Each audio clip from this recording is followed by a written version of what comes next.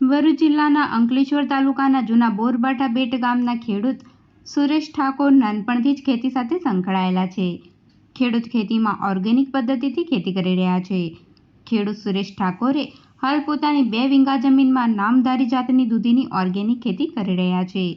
ખેડૂત જણાવી રહ્યા છે કે દૂધીની ખેતીમાં તેઓને 2 વીઘા જમીનમાંથી 4 વીઘા જેટલું ઉત્પાદન મળી રહે છે. ખેડૂત દર 1 દિવસના અંતરે દૂધીનો ઉતારો લે છે. ખેડૂત સુરેશ ઠાકોરની દૂધીનો પાક 30 થી 35 દિવસમાં તૈયાર થઈ જાય છે.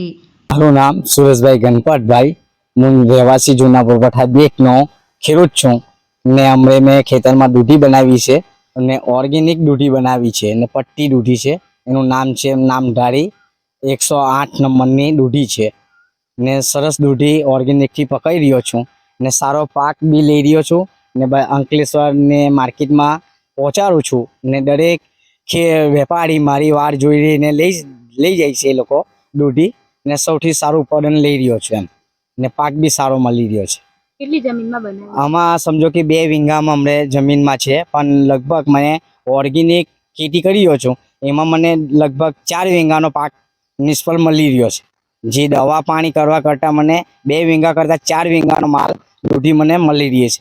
એક દિવસના આશરે લગભગ મેં 15 થી 17 મણની દૂધી ઉતારું છું એક દિવસના આશરે. અને કેટલા સમયમાં તૈયાર થાય? આ સમજો કે 30-35 દિવસમાં તૈયાર થાય.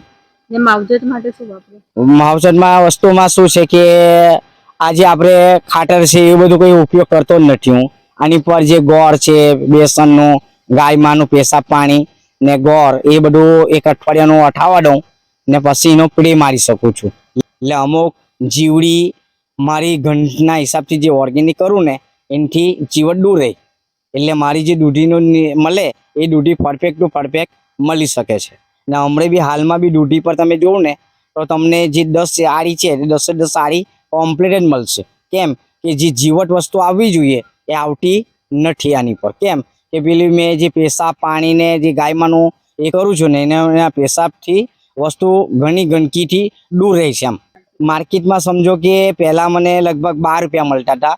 હવે હમણાં તમે પ્રશ્ન કર્યો કે શું ભાવ મળી રહ્યો, હમણાં આજની તારીખે ખેડૂત ત્યાંય લાચાર થઈને આવી રહ્યો છે. કેમ કે રીંગણ એટલા છે, દૂધી એટલી છે. હવે સમજો કે ઓર્ગેનિક વાળો ને ખાતર પાણી વાળો રડી નહીં શકતો.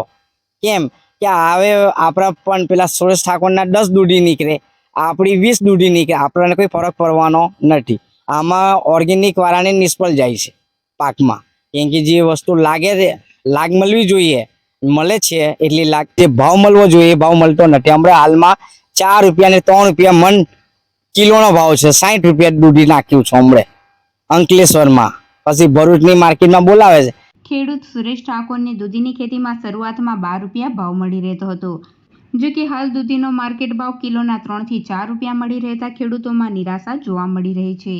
ખેડૂત સુરેશ ઠાકોરને દર 1 દિવસના અંતરે 15 થી 17 મણ ઉતારો મળી રહે છે. ખેડૂત સુરેશ ઠાકોર જે પણ શાકભાજી કે પાક કરે તે સીધા ગ્રાહકને મળે તે માટે જાતે જ વેચાણ કરે છે.